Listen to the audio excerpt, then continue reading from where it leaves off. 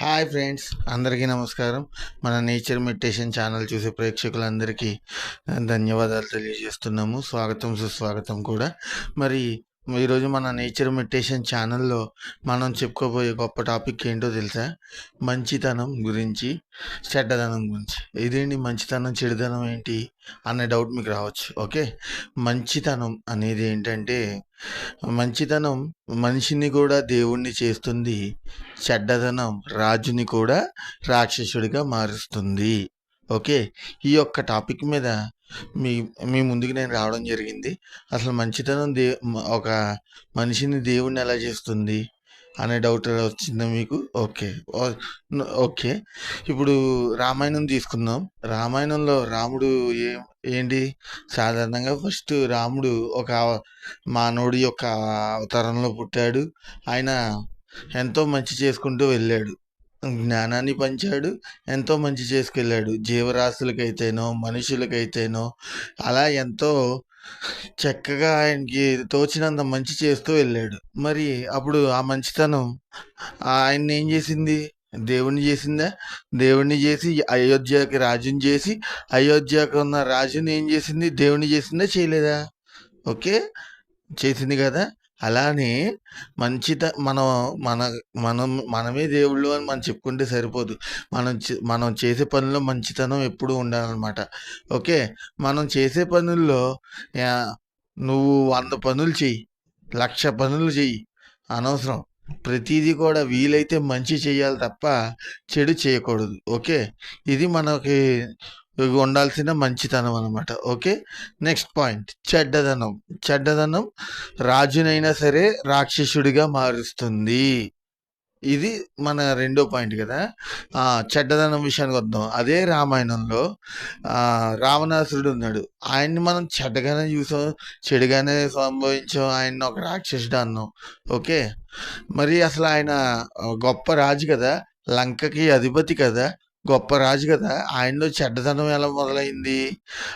ఆడదాన్ని సొంతం చేసుకోవాలని, సీతాదేవిని సొంతం చేసుకోవాలి, సీతాదేవిని కోరుకుంటూ ఆయనలో ఒక మూర్ఖుడు అనేవాడు నిద్ర లేగడం వలన అదేమైంది? అదేమైంది ఆయనలో చెడ్డతనం లేచింది. అప్పుడు ఆయన రాజు కాస్త ఏమయ్యాడు? రాక్షసుడు అయ్యాడు. ఆయన చనిపోయాడు కాబట్టి లోక కళ్యాణం జరిగింది, కరెక్టే, కాదను. కానీ ఆయనలో కూడా ఎంతో కొంత మంచితనం ఉండకుండా ఉండదు. కానీ ఆ చెడ్డతనం ఏం చేస్తుందంటే ఆ మంచితనాన్ని కప్పివేస్తుంది. అది రావణాసురుడికి అయితే ఏంటి, ఒక మనిషికి అయితే ఏంటి. ఇప్పుడు మనుషులు అన్నది ఎందుకున్నాం? మంచి చేసుకుంటూ వెళ్ళాలని. చెడు చేయాలని చూస్తే ఏమవుతుంది? కొంచెం టైం పడుతుందేమో కానీ తిరిగి తిరిగి ఎక్కడికి వెళ్తుంది? వాళ్ళనే తిరిగి కొడుతుంది. ఏ రూపంలోనే రావచ్చు, అది చావు రూపంలో రావచ్చు, డబ్బు నష్టం రూపంలో రావచ్చు, ఎలాగైనా రావచ్చు అనమాట. అది చెడ్డదనం అనమాట.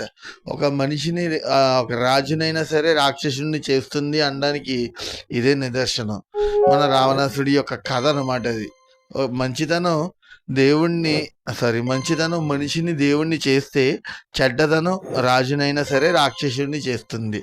ఇది మన రామాయణంలోంచి ఉన్న గొప్ప నీతి కథ అన్నమాట. ఓకే, ఇవి తెలుసుకుని అందరూ మసులుకోవాలని చెప్పి ఈ యొక్క టాపిక్ మీద మీకు చిన్న బ్రీఫ్, నాకున్న ఆత్మజ్ఞానాన్ని మీకు పంచడానికి వచ్చాను.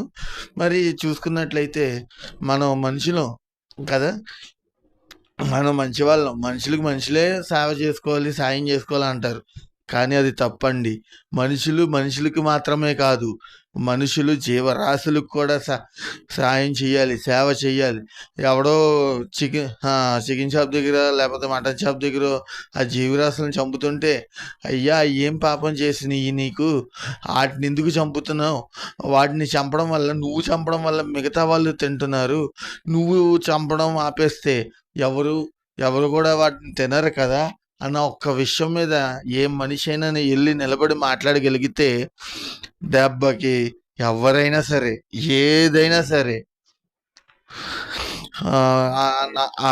ఆల్మోస్ట్ ఇంకా నాన్ వెజిటేరియన్ అనేది తగ్గుతుంది. మనం ఆ జీవరాశులకి సాయం చేస్తే ఆ జీవరాశులు ఏమవుతాయి, ఎంతో ఆనందంగా జీవిస్తాయి. నిన్న ఒక యూట్యూబ్లో ఒక వీడియో చూశాను నేను.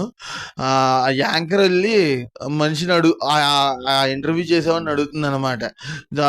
అదేంటంటే ఆ జీవరాశులని, మనుషులు తిండి కోసమే కదా జీవరాశుల్ని సృష్టించాడా దేవుడు, అందులో చేస్తే తప్పేంటి అని.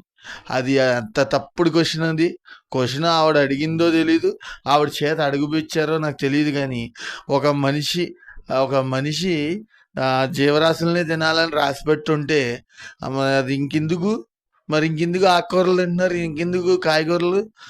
చాలా తప్పు. ప్రతి ప్రాణి కూడా తానంతటా అది వదిలి వెళ్ళాలి. ఈ భూమి మీదకి వచ్చిన ప్రతి ప్రాణి కూడా తానంతటా అది వదిలేసి వెళ్తే అది ఎంతో ఆనందంగా, ఎంతో గొప్పగా జరుగుతుంది. అది సృష్టి ధర్మం. అదే విషయానికి వస్తే నువ్వే ఆ నాన్ వెజ్ తింటూ ఉంటే కనుక you cannot be survive. Okay, ఎందుకంటే నువ్వు భూమి మీదకి వచ్చి మంచి చేయకపోయినా పర్వాలేదు, కానీ చెడు చేయకూడదు. మా పత్రి సార్ కూడా ఒకటే అన్నారు, మీరు ధ్యానం చేయకపోయినా పర్వాలేదు, జ్ఞానాన్ని పొందకపోయినా పర్వాలేదు, దయచేసి జీవరాశుల్ని హింసించద్దనేసి మా పత్రి సారు ఎన్నో క్లాసుల్లో చెప్పారు. మరి అలాంటివి ఇవన్నీ ఉండగా మనం జీవరాశులను చంపుకుంటున్నాం, చెట్లు నరుకుతూ ప్రకృతిని నాశనం చేస్తూ, అక్కర్లేని భూకంపాలు, వరదలు, సునామీలు మనకు మనమే కొని తెచ్చుకుంటున్నాం. అర్థమవుతుందా? మనకి ఉత్తప్పుడు రాని వర్షాలు ఎప్పుడో పడుతూ ఉంటాయి. ఉత్తప్పుడు జరగాల్సినవి ఏమో సమయానికి జరగకపోవడం, అధిక మాసాలు రావడం, ఇవన్నీ కూడా మనం సృష్టించుకున్నదే. ఏది? బిల్డింగ్లు కట్టడం వల్ల. బిల్డింగ్లు కట్టడం తప్పులేదు, చెట్లు నరికేసి బిల్డింగ్లు కట్టడం అనేది చాలా తప్పు అన్నమాట. ఇది నేర్చుకోండి. ఓకే, అలానే ఎన్నో జీవరాశులు ఉన్నాయి. ఆ జీవరాశులు ఏమీ పాపం చేయలేదు. వాటికి నోరు లేదు, జీవులయ్యి, మూగ జీవాలయ్యి. అవి మాట్లాడతాయి కదా, వాటికి జ్ఞానం ఉంది కదా అని అనుకోవచ్చు. వాటి జ్ఞానం వాటిలో అవి మాట్లాడతాయి, కానీ నువ్వు వెళ్ళి ఆడితో మాట్లాడతాయి, నీతో మాట్లాడుతుందా? అది రెస్పాండ్ అవుతుందేమో. నువ్వు కూర్చో అంటే కూర్చుంటుందేమో, నుంచో అంటే నుంచుంటుందేమో, అంతేగాని వాటికి జ్ఞానం ఉంది, తెలివి ఉంది, నోరు అనేది లేదు. నాకు ఇది కావాలి అని నోరు తెరిచి అడిగిందని నేను ఎప్పుడైనా? నోరు తెరిచి అడిగిందా? నాకు అన్నం పెట్టు, నాకు పాలు పెట్టు, నాకు నీళ్లు పెట్టు. నువ్వు ఇంట్లో కుక్కని ఎంతో ప్రేమగా పెంచుతావు కదా, అది ఎప్పుడైనా నోరు తెరిచి అడిగిందా? సైకిల్తో అడిగిందా? అది ఒక్కటి గుర్తుంచుకోండి. మరి కుక్కల మీద అంత ప్రేమ ఉన్నప్పుడు కోడి రొయ్య, చేప, మరి వాటి మీద మీకు ప్రేమ ఎందుకు లేదు? వాటిని ఎందుకు హింసిస్తున్నారు? మీరు నిజంగా అంత హింసించి నాన్ వెజ్ తినగలిగితే ఆ కుక్కను కూడా హింసించుకోండి. పెంచడం ఎందుకు కుక్కని? ఆ కుక్కను కూడా హింసించదనండి, ఆ కుక్కను కూడా తినండి. అవునులే, కొంతమంది ఇంకా చాలా చాలా చోట్ల చూస్తున్నారు కుక్క బిర్యానీ అమ్మేవాడిని. ఎంత దారుణంగా తయారైందంటే కుక్క బిర్యానీ అంట. అసలు మనిషి అన్నవాడు చేసే పనేనా అది? నువ్వు దానికి ఇంత అన్నం ముద్ద పడేస్తే అది విశ్వాసంగా అది సచ్చేంత వరకు నువ్వు విశ్వాసంగా నీకోసం కాపలా కాస్తుంది. కావాలంటే దీనికి ఎగ్జాంపుల్ మన యూట్యూబ్లో టామీ, TOMMY, టామీ అనే సినిమా కొట్టండి, రాజేంద్ర ప్రసాద్ది. ఓకే, ఆయనకి రైల్వే స్టేషన్లో కుక్క పిల్ల దొరికింది కదా అని చెప్పి తన ఇంటికి తీసుకెళ్ళి పెంచుకుంటాడు. పెంచిన తర్వాత ఆయనకి చాలానాలు పెంచుతాడు, పిల్లలు పెద్దోళ్ళు అవుతారు, ఆయన చాలా పెంచుతాడు. తర్వాత ఆయన స్కూల్లో టీచర్ అనమాట. స్కూల్లో హార్ట్ అటాక్ వచ్చి ఆయన చనిపోతే ఆయన రాలేదు, ఇంటికి రాలేదని చెప్పి అదే రైల్వే స్టేషన్ దగ్గర అలా కాపలాగా ఉండి అది చచ్చేంత వరకు కూడా ఆ రైల్వే స్టేషన్ వదిలేసి వెళ్ళేది కాదనమాట. అలా కాపలాగా ఉంటూ మరి అంత విశ్వాసం గలనైన కుక్కని బిర్యానీ రూపంలో వండుకుని తినడం చాలా తప్పు అనమాట. దయచేసి చెప్తున్నాను, జీవరాశులు ఏవైనా సరే మనతో పాటు సమానంగా వచ్చిన జీవరాశులు, ఆ జీవరాశులను మనం కాపాడుకోవాలి. మనకి చిన్న దెబ్బ తగిలితే మనం తట్టుకోలేకపోతున్నాం, మరి అట్లాంటిది వాటి యొక్క రక్తాన్ని నేలపాలు చేస్తూ వాటి యొక్క ఆత్మఘోషలను మనం స్వీకరిస్తే అది ఎంత పాపమో మీరే ఆలోచించుకోండి. ప్రతి జీవి కూడా పరమాత్మ యొక్క బిడ్డలే అని తెలుసుకోండి. ఓకేనా? ప్రతి జీవి ఆ పరమాత్ముడి యొక్క బిడ్డలే. లేకపోతే మనకి ఇదేమీ లేదు.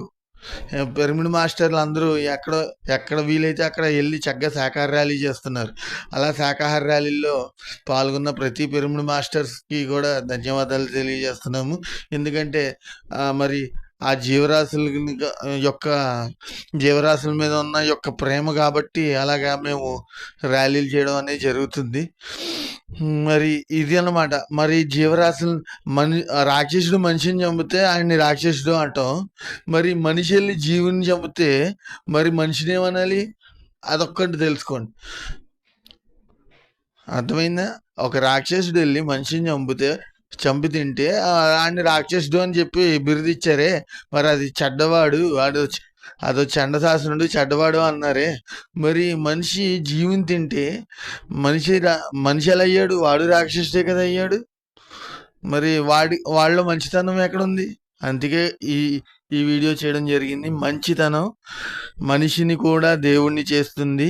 చెడ్డతనం రాక్షసునైనా సరే మంచితనం మనిషిని కూడా దేవుణ్ణి చేస్తుంది. చెడ్డతనం నువ్వు రాజువైనా సరే రాక్షసుడిగా మారుస్తుంది. ఇది అన్నమాట.